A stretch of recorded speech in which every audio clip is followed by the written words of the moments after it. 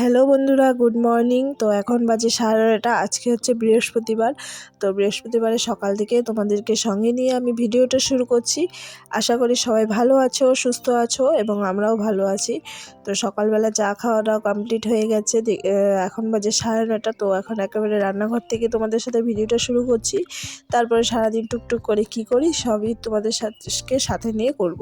তো চলো বন্ধুরা, আজকে দেখতেই তো পেলে রান্না করবো পুঁই ডুকার মানে চচ্চড়ি বলতে পারো। এখানে আলু আর পুঁই ডুকা কেটে রেখেছি, আর ফোড়নের মধ্যে দিয়ে দিলাম পেঁয়াজ, কাঁচা লঙ্কা, রসুন। আগেই তো কেটে রেখেছিলাম, দেখিয়েছি।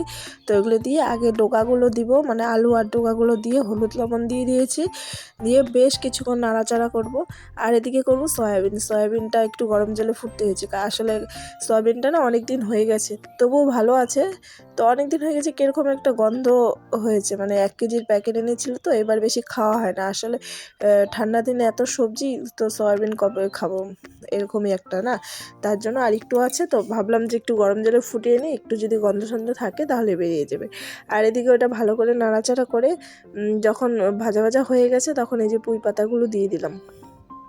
পুঁই পাতাগুলো যদি আগে দিতাম তাহলে কিন্তু আমি ভালো করে নাড়াচাড়া করতে পারতাম না, তাই না? তো তার জন্য পুঁই পাতা দিয়ে যে নাড়াচাড়া করে সবগুলো একসাথে ভালো করে মিক্সড করে তারপরে ঢাকা দিয়ে দিব। ঢাকা দিয়ে দিব। তারপরে 2-3 মিনিট ঢাকা দেওয়ার পরে যে পুঁই পাতার পাতাগুলো একদম মজে গেছে, তারপরে একটু জল দিয়ে দিলাম। প্রায় সিদ্ধ হয়ে গেছে, তাও একটু ফুটতে দিলাম। আর এদিকে ওই একটা পদই রেডি করে নিয়েছিলাম। তারপরে নিচে বসেছে যে সবজি কাটতে, লাউটা কেটে নিলাম, আর টুকিটাকি কাটার ছিল ওগুলো কেটে নিলাম আর কি, পরে রান্নাগুলো করার জন্য। এদিকে দেখো আমার এই পুঁই ডুকার চচ্চড়িটা একদম রেডি হয়ে গেছে, আর খেতে খুব ভালো হয়েছিল। ও সরি, এখানে শুকনো লঙ্কাও ফোড়ন দিয়েছিলাম। তো চলো চচ্চড়িটা নামিয়ে রাখি, তারপরে আমরা আবার খেয়ে নিব মাঝখানে। তো নামিয়ে যে কড়াইটা ভালো করে ধুয়ে আমি সয়াবিন ভাজাটা বসিয়ে দিয়ে এখানে মশলা করতে চলে এসেছি। তো আমি তো এইভাবেই করি, একটার পর আরেকটা, মানে সম্পূর্ণ গুছিয়ে নিয়ে করতে গেলে তো আমার অনেক দেরি হয়ে যাবে। তো যেদিন সময় থাকে সেদিনকার গুছিয়ে নিয়ে করি, আর গুছিয়ে নিয়ে করলে তো ভালো, আলাঝালা অনেক হয় না, অগোছালো হয় না জিনিস। তো যাই হোক, চলো মশলাটা হয়ে গেছে, এই যে সয়াবিন ভাজাটাও হয়ে গেছে এদিকে। তো চলো সয়াবিন ভাজাটা নামিয়ে তারপরে তরকারিটা বসিয়ে দিই। তো সয়াবিনটা ভাজাটা কিন্তু বেশ হয়েছে, দেখতেই কিন্তু বেশ লাগছে। আর প্রতিদিনের মতনই, মানে প্রতিবারের মতনই সব তেল খেয়ে নিয়েছে। তা যাই হোক, আর একটু তেল দিয়ে এখানে জিরা ফোড়ন দিয়ে দিলাম, আর বেশ কিছুটা পেঁয়াজ দিয়ে দিলাম। পেঁয়াজটা একটু ভাজা ভাজা হওয়ার পরে দিয়ে দিব আলু। এই যে ভালো করে একটু ভাজা ভাজা করছি। আর মশলার মধ্যে করেছি টমেটো, পেঁয়াজ, রসুন, লঙ্কা, আদা, জিরার গুঁড়া, অল্প অল্প আর কি দিয়ে পেস্টটা করেছি। এদিকে দেখো পেঁয়াজটা আমি ভালো করে ভেজে নিচ্ছি। এই যে তো কালারটা যখন চেঞ্জ হয়ে আসবে তখন আমি আলু দিয়ে দেবো। আর এদিকে দেখো মাছালা এসেছিলো বাড়িতে, আমার বর আবার রাখলো এই যে ছোটো বোয়ালি মাছগুলো, এগুলো খেতে ভীষণ টেস্টি হয় আর দামিও হয়। তো ওখানে কিন্তু বেশ কয়েকটা আছে। তো রান্নার তো আমি সব রেডি করে নিয়েছি, তারপরে এরকম রাখলে কীরকম মনে হয় বলো। আর এদিকে সব গুছিয়ে নিয়েছি যে তাড়াতাড়ি হয়ে যাবে। তো মাছটা আনাতে আমার একটু দেরি হয়ে গেলো। আর যাই হোক, আজকে দেরি হলো, কালকে তাড়াতাড়ি হবে, তাই না? তো চলো, এই যে সয়াবিনটা দেখছো ভালো করে কষানো হয়ে গেছে, তারপরে আমি জলও দিয়ে দিলাম। আর এটা একদম স্টিম করে দিয়ে ফুটতে থাকবে। আর এদিকে দেখো কি অবস্থা এগুলোর। আর এই যে মাছটা আছে, থাক মাছটা পরে করব, আগে দিকটা করে নিই। তারপরে সোজা চলে এলাম এই ঘরে। তো সকালে বিছানাটা করিনি, ভাবলাম যে আগে রান্নাটা করি। তো গরমের দিন যেহেতু পড়েছে না, রান্নাঘরের কাজটা আগে করলেও খুব ভালো লাগে, আর এদিকে বিছানাটা না তুললে খারাপ লাগে।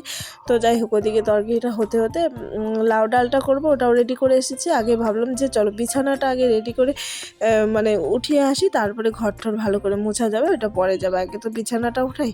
আর ঘরের মধ্যে বিছানাটা যদি পরিষ্কার থাকে তাহলে কিন্তু ঘরটা অত অগোছালো লাগে না, তাই না? তো চলো বিছানা ভালো করে ঝেড়ে লেপ, কম্বল, বালিশগুলো সব এনে রেখে দে। আর কয়েকটা দিনই লাগবে এগুলো। একে একে সবগুলো রাখলাম। আর কি সুন্দর লাগছে না?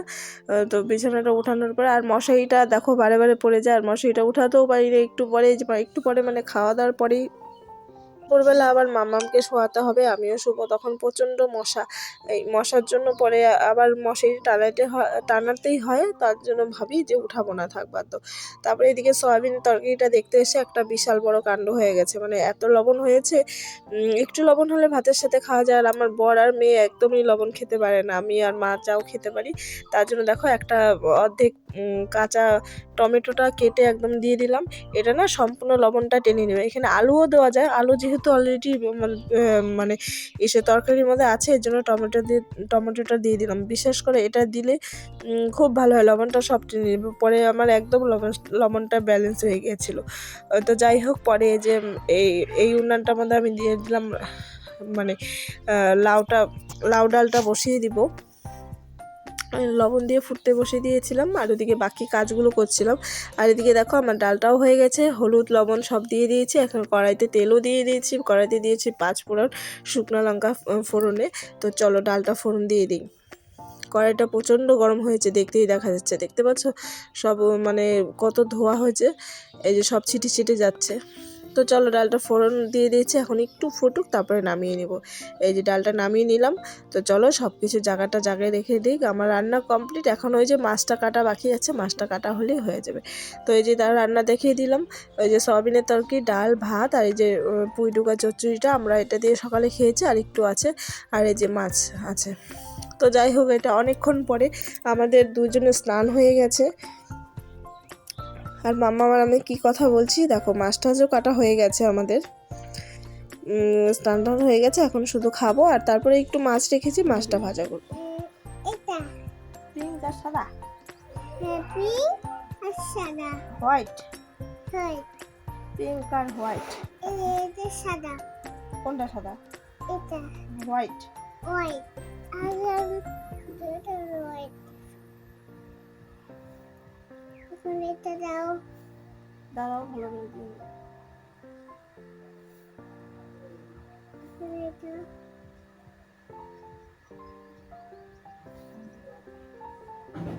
এটা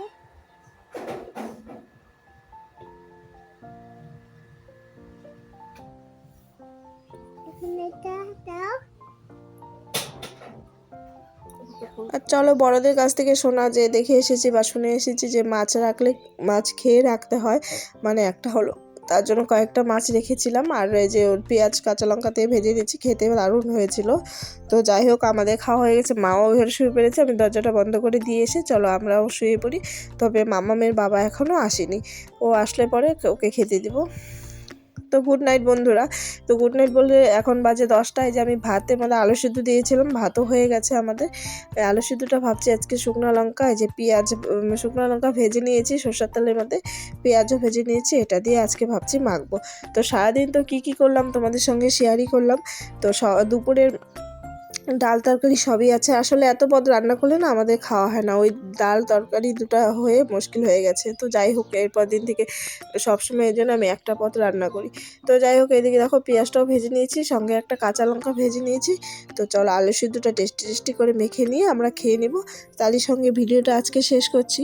তোমাদের যদি একটু কোথাও ভালো লাগে ভিডিওটি, তো প্লিজ চ্যানেলটিকে সাবস্ক্রাইব করে আমার পাশে থাকবেন এবং একটি লাইক করে দিবেন। তো চলো আজকের মতন এখানেই রাখছি, টাটা, গুড নাইট। তো ভালো থাকবে, সুস্থ থাকবে, এবং দেখা হবে আবার একটি নতুন ভিডিওতে। তো চলো আমরা খাওয়া দাওয়াটা সারি, আর এই যে পেঁয়াজ লঙ্কাটা দিয়ে এখন আলোচনাটা মেখে নিব। আর খেতে তো ভীষণই টেস্টি হয়। প্রায় অনেক বছর, বলতে গেলে 1-1.5 বছর পরে এই মাখাটা খেলাম, কারণ মাম্মাম গায়ে আসার পর থেকে তো এগুলো খাওয়াই হয় না, রিচ খাওয়ার, আর না খেতে খেতে অভ্যাসও হয়ে গেছে। তো আবার বহুদিন পরে খেতেও ইচ্ছে করলো, তো শরীরটা ওই যে ঠান্ডা লেগেছিল, তো ঝাল চটপটা খেতে ইচ্ছে করছিল, তার জন্য এই যে মেখে নিলাম। তো চলো আজকের মতন ভিডিওটা এখানে দেখছি, টাটা, গুড নাইট।